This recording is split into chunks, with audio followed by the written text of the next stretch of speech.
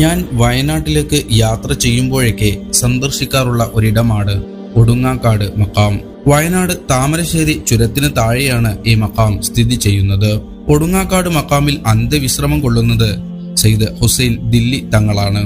ഏതാണ്ട് 100 വർഷങ്ങൾക്ക് മുമ്പാണ് ഡൽഹിയിൽ നിന്നും സയ്യിദ് അലി അക്ബർ ദില്ലിക്കോയ തങ്ങളുടെ കുടുംബം വയനാട്ടിലെ വാരംപറ്റയിലെത്തിയത്. സയ്യിദ് അലി അക്ബർ ദില്ലിക്കോയ തങ്ങൾ വാരംപറ്റ മഖാമിലാണ് അന്ത്യവിശ്രമം കൊള്ളുന്നത്. ഇദ്ദേഹത്തിന്റെ 2ാമത്തെ പുത്രനാണ് സയ്യിദ് ഹുസൈൻ ദില്ലി തങ്ങൾ. ഇവിടെ ജാതിമത ഭേദമന്യേ എല്ലാ വിശ്വാസികളും ഇവിടെ എത്താറുണ്ട്. പല നേർച്ചകളും കാണിക്കകളും ഇവിടെ ഇടാറുമുണ്ട്.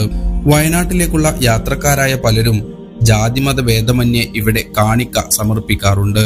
കുറച്ച് വർഷങ്ങൾക്ക് മുമ്പാണ് മഖാമും പരിസരവും പള്ളിയുമൊക്കെ വിപുലമാക്കിയത്. അതിമനോഹരമായ ജുമാ മസ്ജിദ് തന്നെയാണ്. അല്ലാഹു സുബ്ഹാനഹു വ തആല ഇനിയും ഇവിടം സന്ദർശിക്കാൻ തൗഫീക്ക് ചെയ്യുമാറാകട്ടെ. ആമീൻ.